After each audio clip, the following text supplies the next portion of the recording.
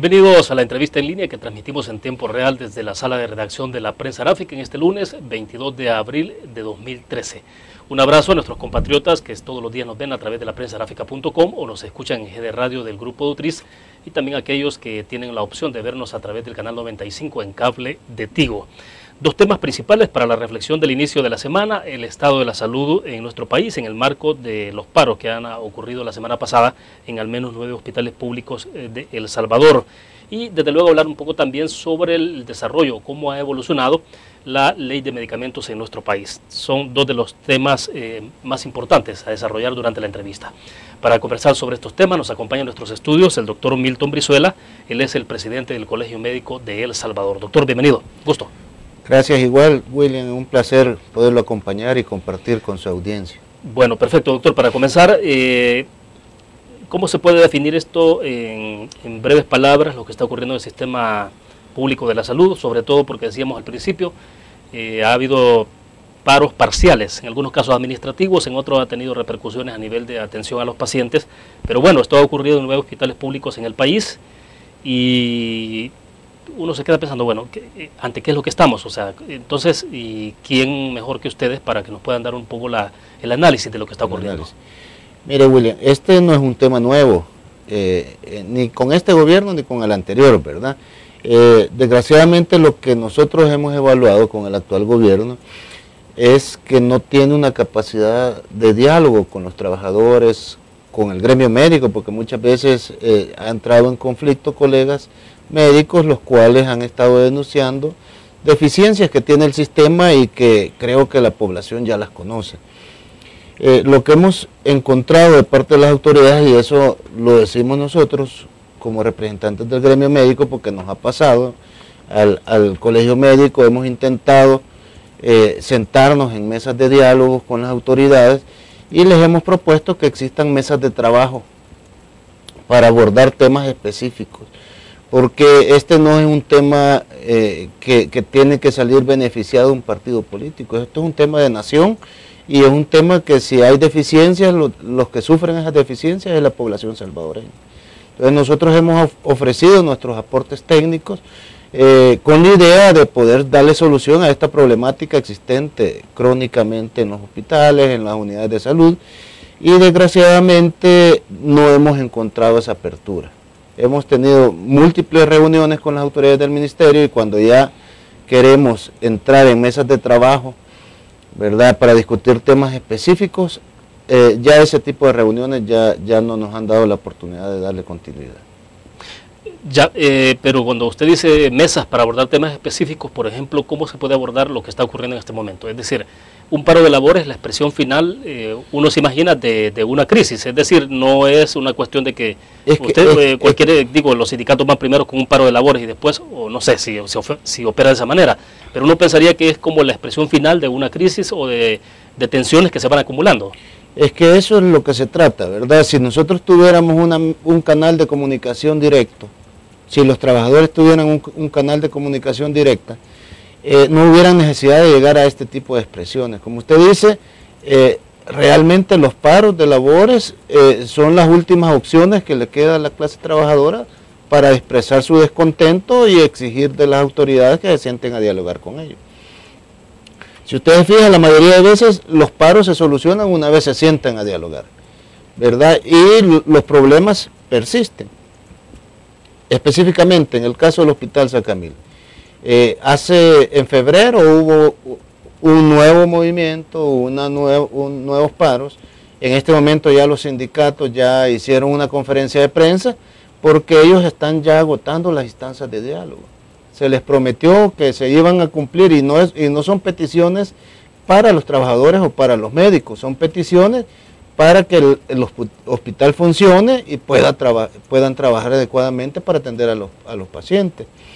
Se prometieron, por ejemplo, que las lavadoras que ya no sirven en el Hospital San Camilo y desde ya hace más de 4 meses que no funcionan, se prometieron que para el día 6 de abril iban a estar y ahora ya estamos en 22, ¿verdad?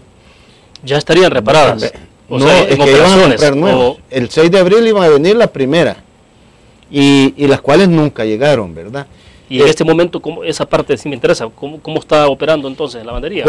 Como lo estuvieron haciendo desde hace 4 meses, están transportando la ropa y yéndola a lavar al hospital, al Seguro Social y llevándola al hospital. Igual están haciendo con el material quirúrgico porque se ha dañado el autoclave, por ejemplo. Igual la están haciendo con muchas otras cosas. Rayos X tiene más de una semana de no existir una reveladora en el Hospital Sacamil.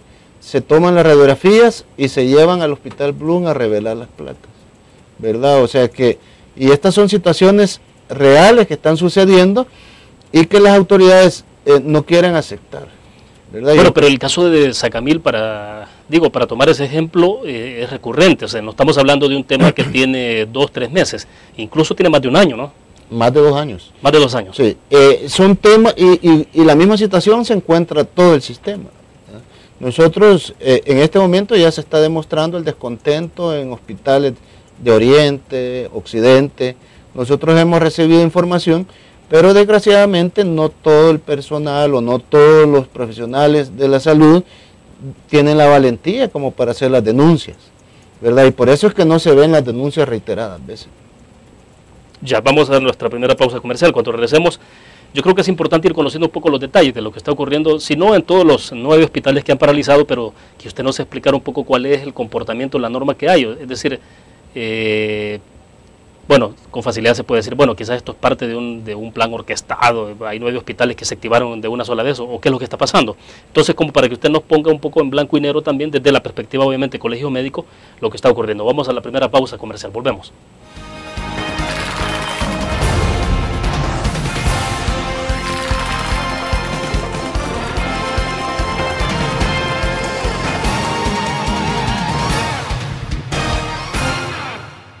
Ingresa gratis a un nuevo nivel de lectura. Desde tu computadora, busca en nuestra página web el link del kiosco LPG. Regístrate y listo. Escoge tu lectura.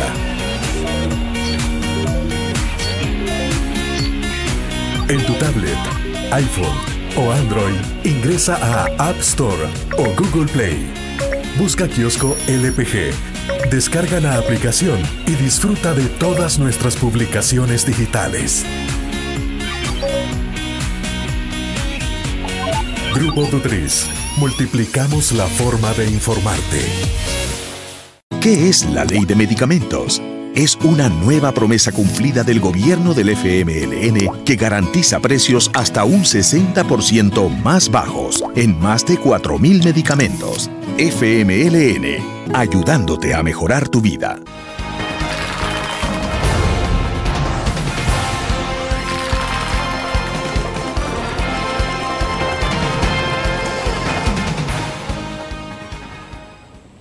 Este lunes está con nosotros en nuestros estudios desde la sala de redacción de la prensa gráfica Milton Brizuela. Él es el presidente del Colegio Médico de nuestro país. Doctor, le decía que nos explicara un poco, bueno, el caso de Sacamil, que dice usted tiene más o menos 2 años de estar que son problemas no resueltos, recurrentes, y colocaba en el segmento pasado el ejemplo del autoclave, también el caso de la lavadora, ¿no? 4 lavadoras. Entonces sigue mandando a lavar ropa al hospital del Seguro Social, me decía. Sí. Ya. Pero bueno, ¿qué está pasando en el resto de hospitales? Es decir, ¿cuál es la norma o el comportamiento que está generándose de tal manera que hay reacciones también un poco generalizadas? Sí. Mire, nosotros el grave problema que hemos visto, primero estamos claros de que ha habido una disminución en el gasto de salud en el segundo y tercer nivel, algo lo cual está en el informe de labores que presentó el Ministerio de Salud. Y lógicamente esa reducción presupuestaria ha hecho que haya dificultades económicas para poder desarrollar adecuadamente el sistema, ¿verdad? Ellos han intentado hacer una inversión mayor en la atención primaria, que es la prevención, y nosotros no estamos en contra de eso, pero ha disminuido el presupuesto en los gastos de los hospitales y eso ha conllevado a dificultades serias, tanto en desabastecimiento de medicamentos, insumos médicos, como en pago de servicios. Esas dificultades nosotros las hemos visto a través de los medios de comunicación, ¿verdad? Ahora, eso se ha expresado justamente cuando entonces esta administración decide poner más énfasis en lo que usted me dice, invertir más en atención primaria. Sí. Pero vaya, pero en salud, doctor, uno pensaría que es un poco como llevar el equilibrio, ¿no? Exacto. ¿Cómo establecer los equilibrios? Entonces, ¿qué es lo que pasa ahí? Mientras yo consigo los efectos de la prevención, tengo que estar preparado para atender a una población enferma, porque eso es lo que tenemos, ¿verdad? Sí es lógico y no estamos en contra, si en los países del primer mundo se invierte más en el primer nivel para evitar que las personas se enfermen, ¿verdad? O sea, digamos que puede ser una decisión correcta, pero entonces, ¿dónde está la falla? La falla está en que no se ha hecho el traslape adecuado con el tiempo. Nosotros, los factores sociales del país no se han corregido, ¿verdad? Los factores que enferman a la población no se han corregido. Entonces no podemos quitar presupuesto porque tenemos una población enferma que debe de ser atendida. Y debe ser atendida con la suficiencia en insumos, la suficiencia en medicamentos, los cuales en este momento se carecen.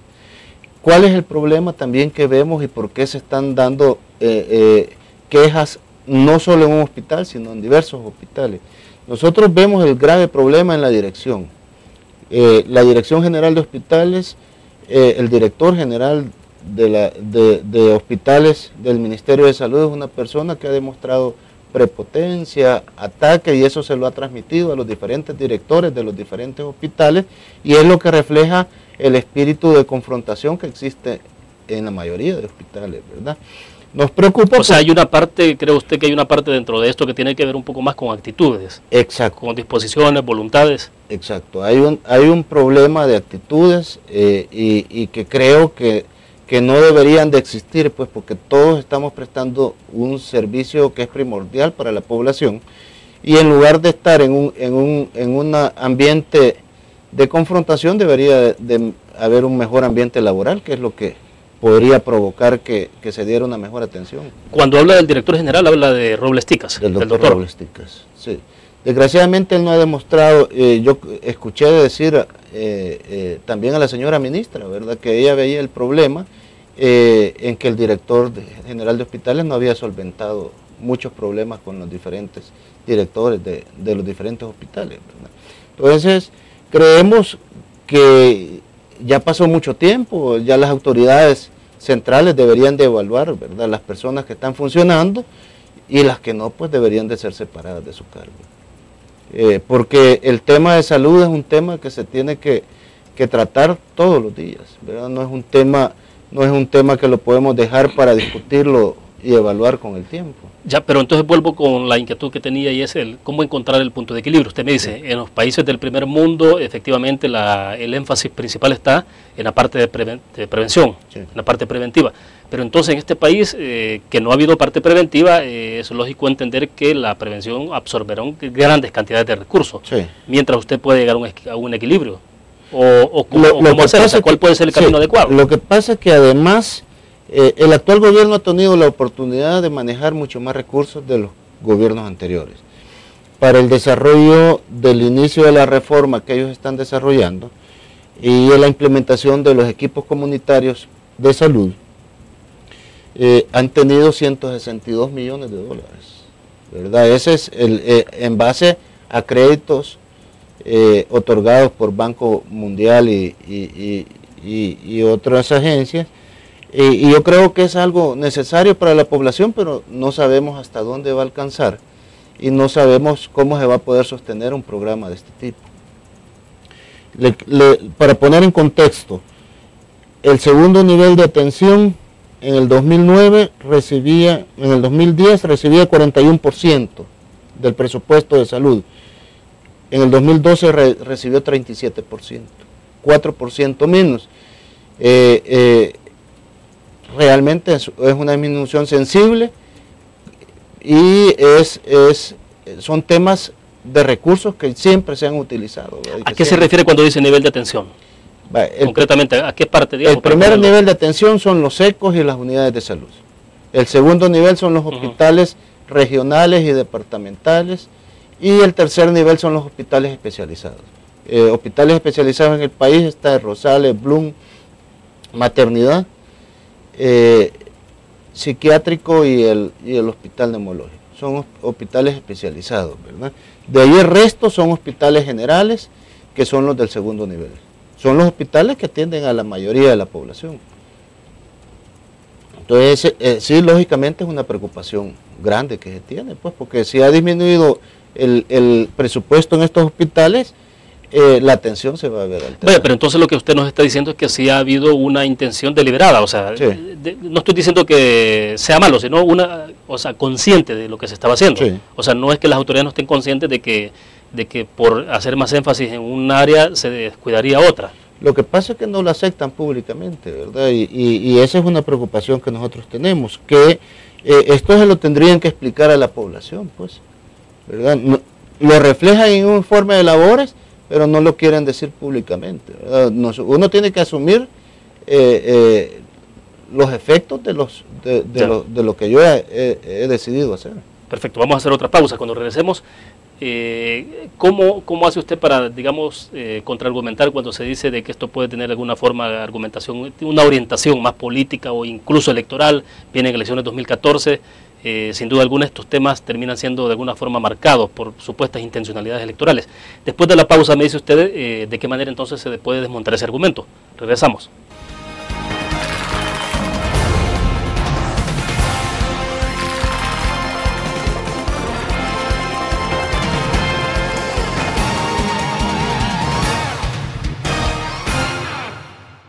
¿Qué es la Ley de Medicamentos? Es una nueva promesa cumplida del gobierno del FMLN que garantiza precios hasta un 60% más bajos en más de 4.000 medicamentos. FMLN, ayudándote a mejorar tu vida. Una nueva forma de vivir la información. GDA Live de Grupo Dutriz. Ingresa a App Store o Google Play y descarga gratis la aplicación GDA Live. Ahora, busca en nuestros periódicos y revistas los iconos de GDA Live. Enmarca la imagen dentro de tu pantalla para animarla. Toca 2 veces la imagen para vivir la información en pantalla completa. Y recuerda que en el código ALIVE de la portada estaremos actualizando nuestras noticias. Con GDA Live, vive la información. Grupo Dutriz, multiplicamos la forma de informarte.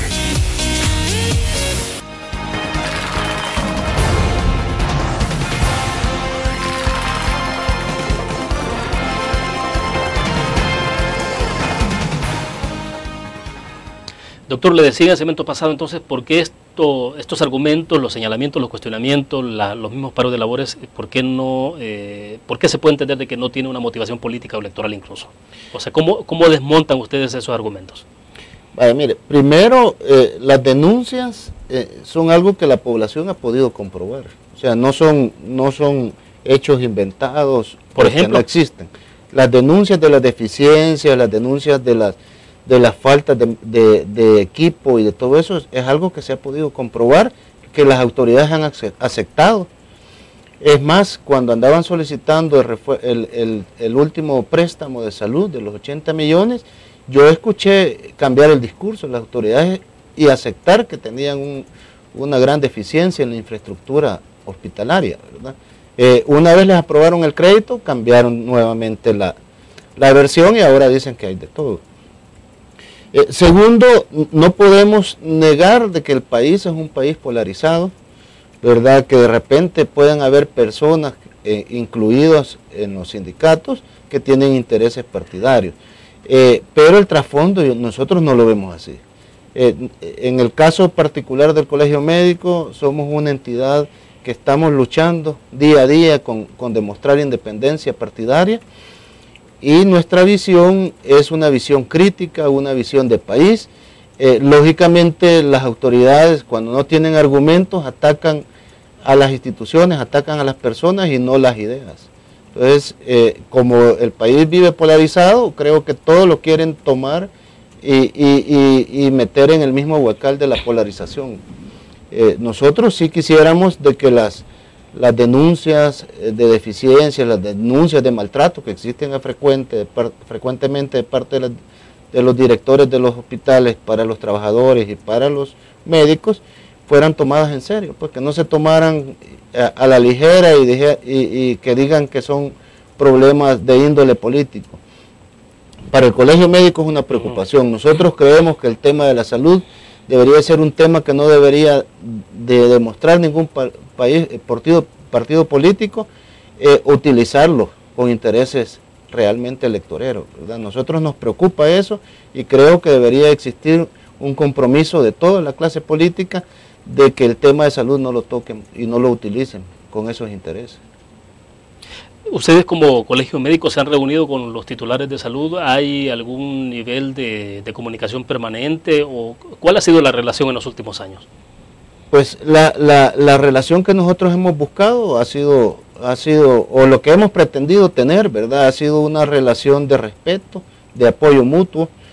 Nosotros sí hemos ofrecido nuestra capacidad técnica. El Colegio Médico de El Salvador representa a todas las asociaciones de especialistas del país y sabemos de los problemas de salud de la población, y eso es lo que lo hemos ofrecido.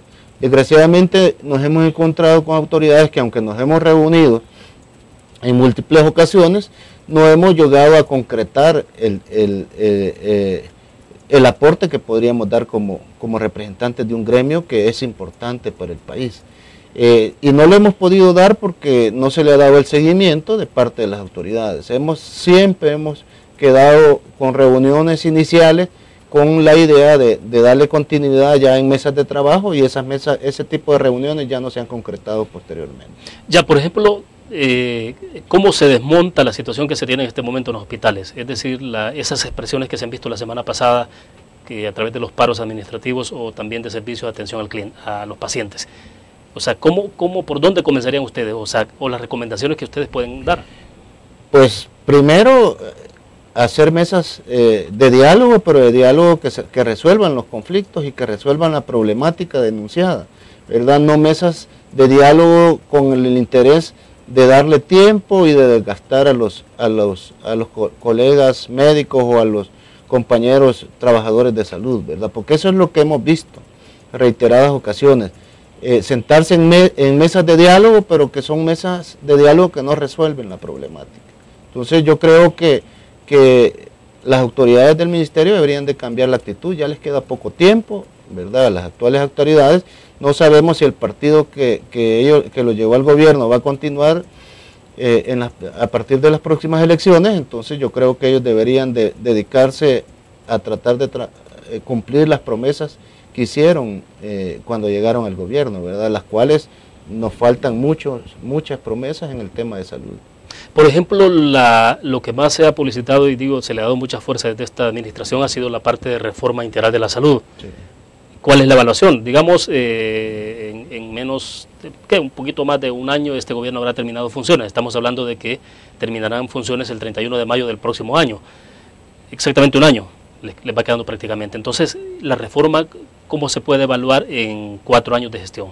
Mire, lo que pasa es que nosotros, cuando hablamos de la reforma, primero es un tema que para el Colegio Médico era una aspiración, yo creo que del Colegio Médico y de toda la población médica del país, reformar el sistema de salud, porque es un sistema de salud que todavía continúa enfermo, ¿verdad? O sea, en eso hay coincidencia, o sea, hay que reformar el sistema. Sí, hay que reformar el sistema. Nosotros sí vimos bien que se desarrollaran los equipos comunitarios de salud, que es más un programa de atención primaria en salud que una reforma en sí, ¿verdad? En este momento, si a todo el sistema se le puede llamar una reforma, todavía está en su fase inicial. No podemos decir que esta es una reforma ya concretada. La preocupación que nosotros vemos es que se ha publicitado mucho, pero no nos han dado resultados concretos, ¿verdad? No nos han explicado cómo han cambiado los índices de las enfermedades en el país. Hemos visto siempre el mismo tipo de epidemias y en el año anterior, por ejemplo, con incrementación en los números de casos, y que lógicamente si implementamos un programa de atención primaria que el interés principal es prevenir, esperaríamos los resultados en la disminución de estas enfermedades, pero que todavía no lo hemos visto. Bueno, perfecto. Hacemos otra pequeña pausa comercial. Vamos con nuestros anunciantes. Regresamos después de esto.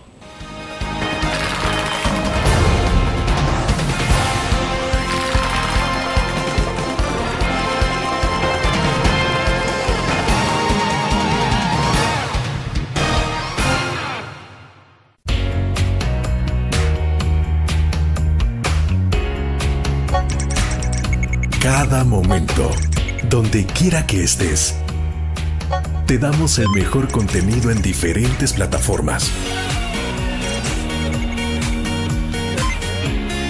para que tú escojas el medio para informarte. Y ahora con Grupo Dutriza Live, la nueva aplicación digital. Vive la información como una nueva experiencia en tu periódico. Multiplicamos la forma de informarte. Grupo Dutriz.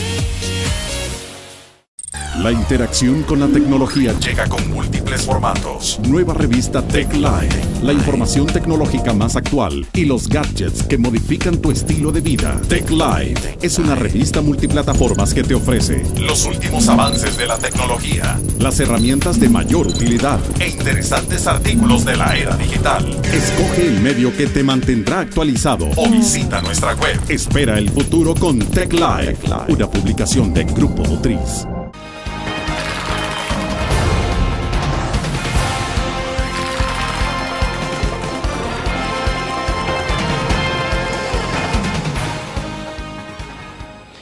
Doctor Brizuela, le leo un comentario que nos ha llegado a través del Facebook. No tiene nada que ver de lo que estamos conversando, es más una expresión de queja, de resignación, de malestar que nos presenta por acá. Dice Vidal Lobo: siempre el gremio médico, de médicos que ocultan. En el 2000, dice, falleció mi esposa a causa, según la autopsia, de mala praxis médica. Ellos, entiendo que se refiere a los médicos, se encargaron de cubrirse las espaldas y luego, ayudados por el juez, salieron exagerados. Les valió una autopsia. Ya van 13 años y mi hijo quedó recién nacido y no logramos superar esta separación. Este delito cometido por ellos, dice, pero a pesar de ello hubo un médico que se compadeció de mi hijo y tomó su control sin ningún costo, gracias a él, y que Dios lo bendiga. Pero esto tiene que ver con un caso muy específico que incluso, bueno, yo personalmente tampoco lo conozco mucho, pero bueno, tiene que ver con otro tema.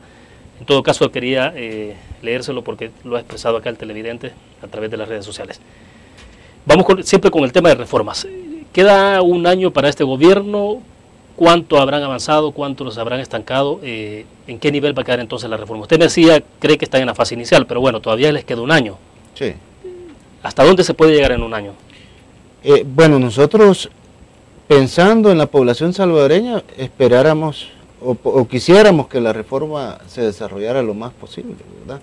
Desgraciadamente nos preocupa que hayan dejado mucho del desarrollo de esta reforma en este periodo, porque un tema tan sensible para la población puede ser utilizado con intereses eminentemente electoreros, ¿verdad? Y esa es una preocupación que como gremio tenemos y quisiéramos que existiera un compromiso de toda la clase política de que estos temas deberían de tratarse como un tema de nación y no utilizarse en ese sentido.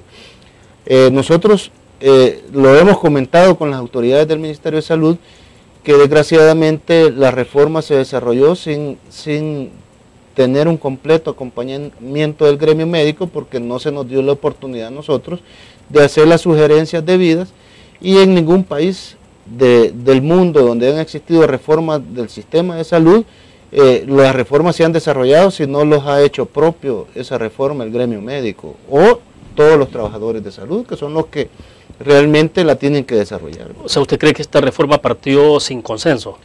Partió inicialmente sin consenso, todavía nosotros no la conocemos a profundidad porque no se ha logrado el hecho de que el gremio médico la tome como propia, ¿verdad? Y es algo que ha sido una falla de parte de las autoridades, ¿verdad? En el caso particular de los ECOs que funcionan, esto es en el área rural, ¿no? Sí. Estamos hablando de que iban a haber al menos algún especialista por ahí, un equipo más o menos completo de gente que pudiera atender, de profesionales que pudieran atender a los pacientes de esas comunidades. Finalmente, ¿ha habido suficientes médicos para dar atención a los ECOs? ¿Sabe usted qué ha pasado? ¿Cuál ha sido la experiencia de los colegas suyos? Vaya, mire, nosotros sí hemos escuchado que han tenido, digamos, suficientes médicos para contratar en los equipos comunitarios de salud que van a las comunidades, pero han tenido muchas dificultades para poder integrar los equipos especializados, en los cuales ya tenían que tener la presencia de colegas especialistas de diferentes áreas, principalmente medicina interna, ginecología. Desgraciadamente, este es un tema que también lo sabe la población, ¿verdad? Es un tema de seguridad, el tema de los ECOs va a la par del tema de la seguridad del país. ¿Verdad? Muchos colegas, aunque con muy buenas intenciones aceptan estos trabajos, cuando les toca ir a desarrollarse al área rural, no sienten la seguridad para poder atender a la población, ¿verdad? Ir a enfrentarse con los riesgos de la seguridad que se enfrenta a toda la población, pero en este caso especial, alguien que vaya a ir a arriesgar mucho al estar desarrollando su trabajo, sabemos que muchos han tenido que renunciar por el tema de la seguridad, ¿verdad? Que no se les ha brindado la seguridad adecuada para desarrollar su trabajo. Es decir, para los ECOs sí es más fácil en la parte de integrar un médico general, pero no un especialista. No un especialista. Nosotros lo platicamos con las autoridades de salud porque sí nos lo comentaron y lógicamente nuestro aporte o lo que le recomendamos es que estos médicos deberían de recibir alguna remuneración especial, ¿verdad? Porque lógicamente no es lo mismo alguien que vive en San Salvador que se va a trasladar al interior del país, que necesita ir a invertir en vivienda, en alquiler de vivienda, en otros tipos de gastos, no se les puede pagar igual. Nosotros creemos que el tema siempre es un tema presupuestario, pero debería existir un incentivo o un aliciente mayor para estos médicos para que se puedan trasladar. Y eso sucede en todos los países del mundo, ¿verdad? Al médico que va a ir al área rural o que se va a ir lejos de las zonas urbanas, a ese médico le pagan más. Y todo esto también está vinculado con la parte de seguridad, es decir, porque también se puede dar el caso que un especialista diga, bueno, no voy a ir a una zona rural, aunque me paguen bien, porque sé que después me pueden extorsionar, cualquier cosa le puede ocurrir. Sí. O sea, también puede ocurrir una valoración como esa, que aún cuando se le pague bien, tener esa dificultad. Tener esa dificultad, o sea, es un tema que visto en los papeles es un tema muy bonito, ¿verdad? Pero ya la realidad que viven los médicos es difícil. Les toca caminar en senderos, en lugares donde realmente no tienen ninguna seguridad. ¿En qué fase entonces va a ir quedando esta reforma de salud, doctor? Lo que pasa es que nosotros creemos que se le tienen que hacer todas esas mejoras, ¿verdad? Creemos que todos estos temas se tienen que tratar, analizar y lógicamente darle continuidad, pues porque es una necesidad que tiene la población. El país, la mayoría de la población no tiene capacidad para pagar una consulta privada y tenemos que brindarles una atención de calidad. Y esto sí es necesario, ¿verdad? Sí es necesario, pero hay que desarrollarlo y hay que sentar a los entes, a las personas que somos los que desarrollamos este tipo de programas, ¿verdad? Que somos los médicos, los trabajadores de salud. Ya, pero entonces las expresiones que hemos visto en los hospitales últimamente de las suspensiones de labores, ¿pueden continuar o usted cree que puede haber mecanismos para desactivar esto, para comenzar a bajarle la presión y que la gente vaya sintiéndose un poco más cómoda también? Debería de existir y esa es una responsabilidad que tienen las autoridades de salud, ¿verdad? Nosotros lo que hemos escuchado de ellos es que no tienen tiempo para sentarse con todas las organizaciones que existen en el sector salud, ¿verdad? No sabemos por qué no tienen tiempo, pues porque sí son, las quejas son quejas reales.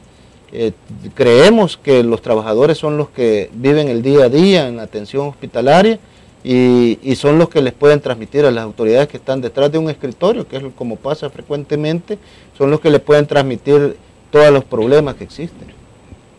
Entonces nosotros sí hacemos un llamado a las autoridades que reflexionen y que se sienten a dialogar.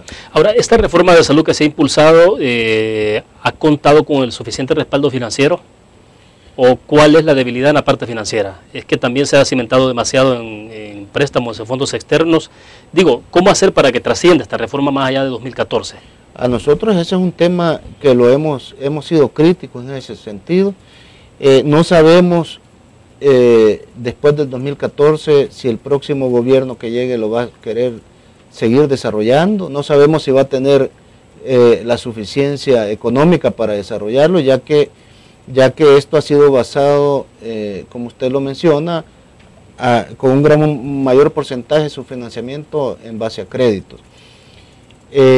No sabemos tampoco cuál va a ser el nivel de endeudamiento del país después del 2014 y si vamos a tener capacidad de continuar solicitando préstamos y que nos lo concedan. Es una preocupación grande porque todos los pequeños logros que se puedan haber obtenido se van a perder. Una reforma de salud tendría que ser absorbida por financiamientos propios. Es decir, a que Hacienda contara con suficientes recursos. Lo que pasa Eso pasaría porque Hacienda también tuviera unos ingresos importantes de recursos, ¿no? Sí. Mire, aquí hay un tema principal y esta es una de las promesas de campaña que llevó el presidente Funes, fue de llevar el gasto de salud por lo menos a un 5% del PIB. Eso se lo escuchamos y en este momento el gasto en salud está en 2.45. Es una de las promesas incumplidas. Sabemos las dificultades económicas que ha pasado el país y que está pasando inmerso en un problema global, ¿verdad? Pero creo que los próximos, los que están de candidatos deberían de analizar a profundidad este tema y saber si el país se puede comprometer políticamente a hacer esa inversión en salud que no se ha hecho. Bueno, perfecto. Cuando regresemos, otro tema importante es el tema de ley de medicamentos. Finalmente está en vigencia la ley de medicamentos, esta discusión planteada alrededor de medicamentos de marca, medicamentos genéricos. Hay calidad en los medicamentos genéricos. Al final de cuentas, el presidente de la República decía el pasado fin de semana que al menos 38 de los medicamentos que se habían mencionado de una lista más amplia se quedan en el país. Bueno, hablamos de ese tema después de la pausa.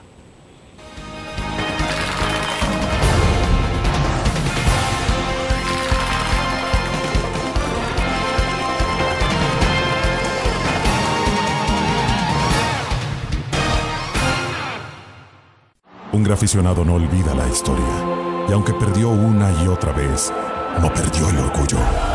El graficionado se levantó entonando su grito de batalla, respirando gritos de gol y celebrando las épicas victorias. Un graficionado cree en la magia de la camiseta y mantiene viva la ola de fe, porque el graficionado sueña con volver a un mundial. El gráfico lo hacemos por deporte. Cada momento, donde quiera que estés, te damos el mejor contenido en diferentes plataformas para que tú escojas el medio para informarte. Y ahora con Grupo Dutriza Live, la nueva aplicación digital. Vive la información como una nueva experiencia. Multiplicamos la forma de informarte. Grupo Dutriz.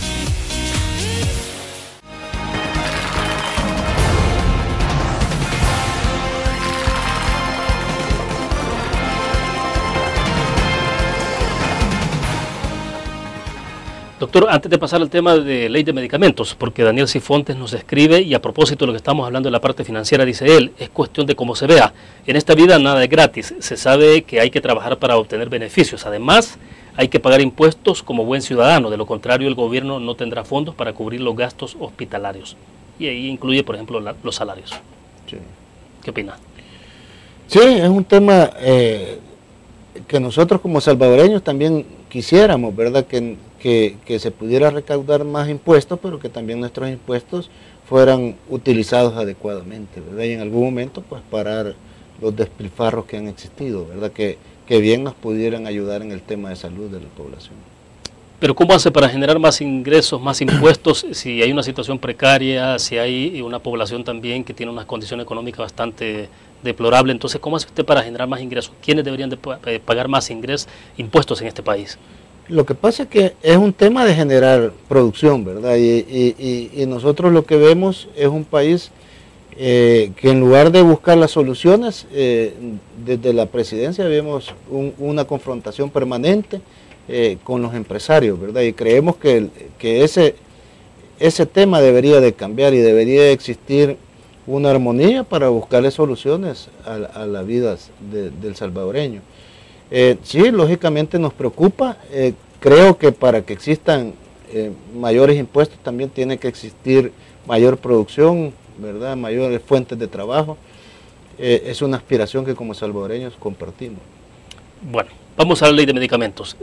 Una vez que ha entrado en vigencia, que ya está aplicándose, digo, cuando uno va a la farmacia en este país, doctor, y usted ya lo habrá experimentado, bueno, yo como usuario, pues como consumidor de medicamentos, y sí ha visto que ha habido una reducción en los precios, en términos generales. ¿La ley era necesaria? Comencemos por ahí. Nosotros como colegio médico siempre hemos aspirado a que existiera una regulación en el tema de medicamentos. Desde hace más de 10 años el colegio médico ha estado trabajando y ha presentado propuestas para que existiera una ley, lo cual pues celebramos que se diera. Lógicamente la presente ley nosotros ya después de analizada la vimos como una ley que tenía deficiencias que aspirábamos a que se corrigieran, ¿verdad? Lógicamente quisiéramos que en el país siempre exista una regulación en ese tema, pero lo que no pudimos es cambiar lo que había que cambiarle a la presente ley.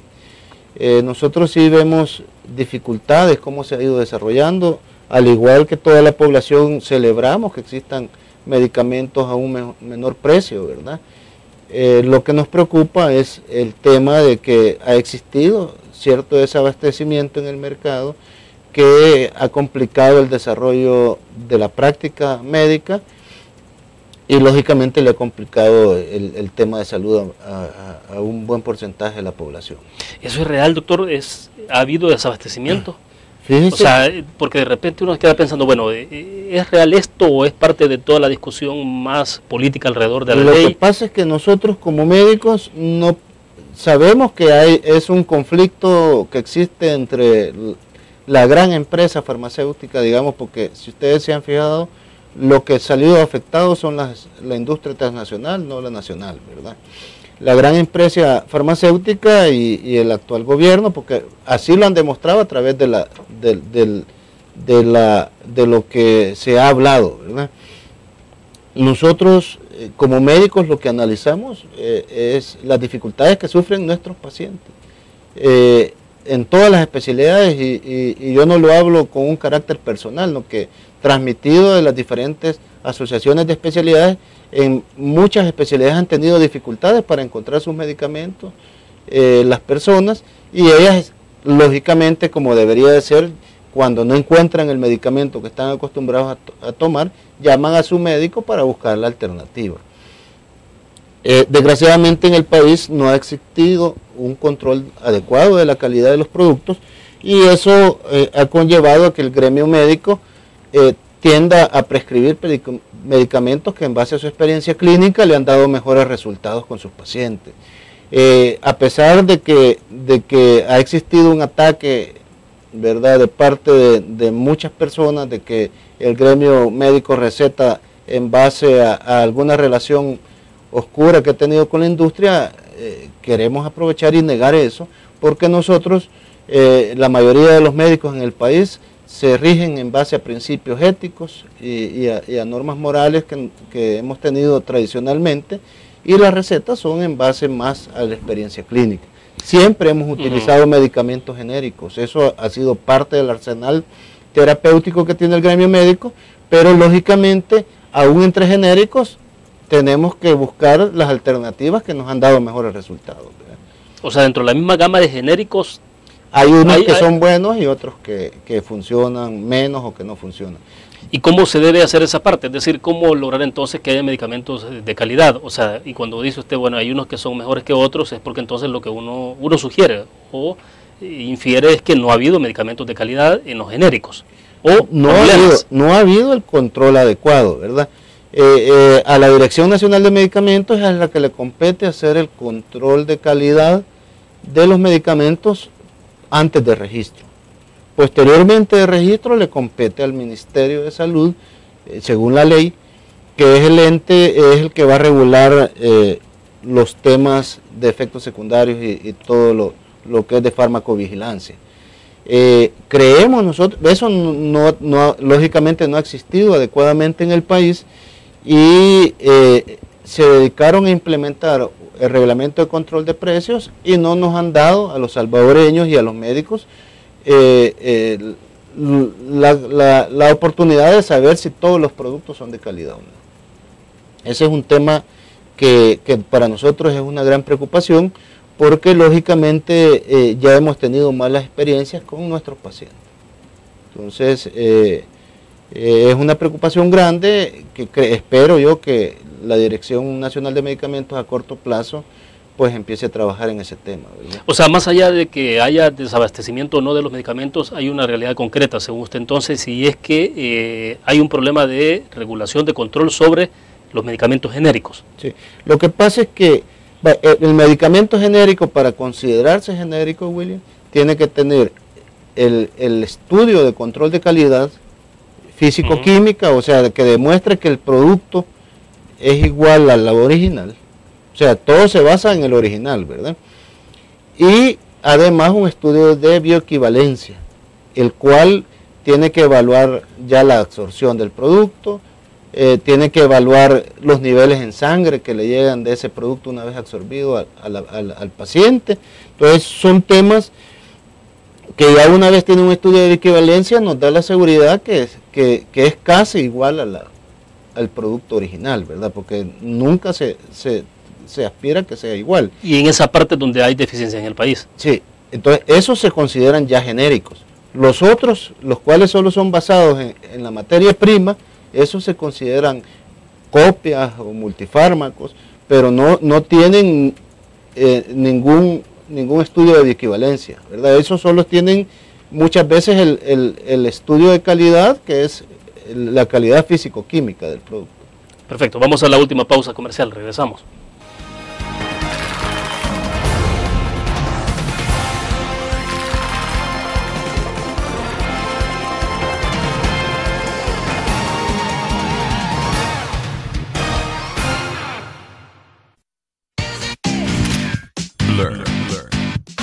La revista más innovadora y moderna de todos los tiempos. Única en su estilo, creativa. Un espacio exclusivo y reservado de entretenimiento y diversión, llevada al máximo. Blur. Time Out, Movie, lo mejor de la cartelera. Art. Shopping, la guía de la moda. Go, viajes cortos fuera de la ciudad. Blur. Ingresa gratis a un nuevo nivel de lectura. Desde tu computadora, busca en nuestra página web el link del kiosco LPG. Regístrate y listo. Escoge tu lectura.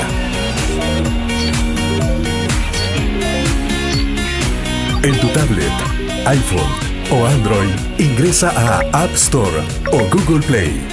Busca kiosco LPG. Descarga la aplicación y disfruta de todas nuestras publicaciones digitales. Grupo Dutriz. Multiplicamos la forma de informarte.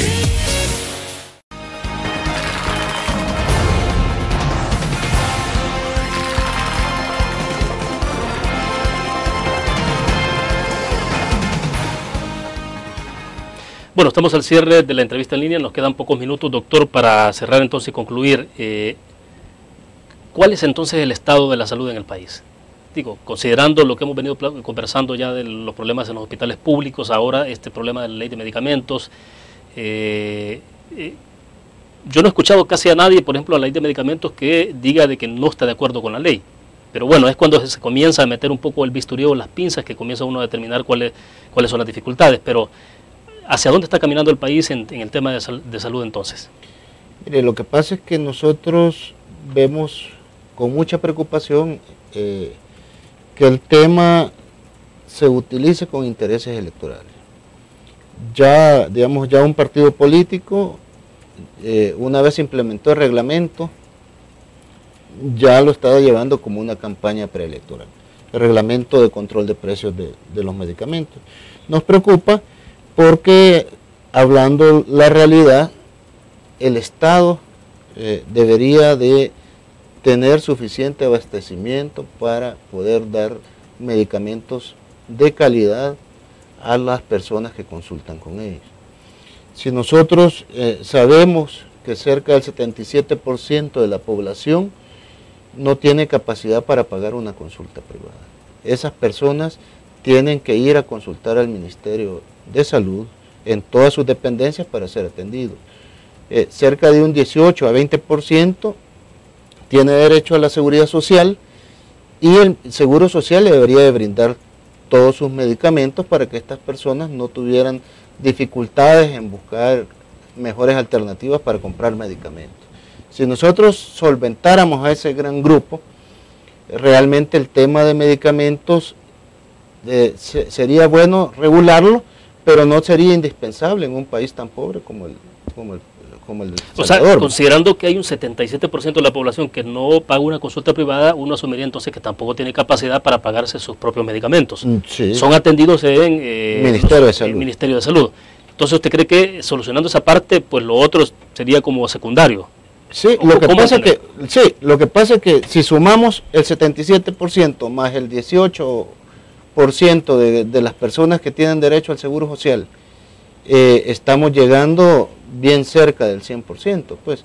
Entonces, si a estas personas nosotros les resolviéramos sus problemas de salud sin necesidad que ellos sacaran de sus bolsillos, porque realmente es un derecho humano que tiene la población salvadoreña a ser atendido, ¿verdad? Y es algo que el actual gobierno lo ha repetido muchas veces, de que ya la salud en el país es gratis, pero lo que vemos es que desgraciadamente la población muchas veces llega a una farmacia donde no hay el medicamento que le han recetado y que eso lo obliga a ir a resolver su necesidad de salud comprando medicamento en una farmacia privada, ¿verdad? Entonces creo que como salvadoreños deberíamos de aspirar a tener ese tipo de cobertura. Ahora, pero entonces cuando se habla de desabastecimiento, si existe realmente el desabastecimiento en algunos medicamentos, no tiene un impacto tan grave dentro de la sociedad.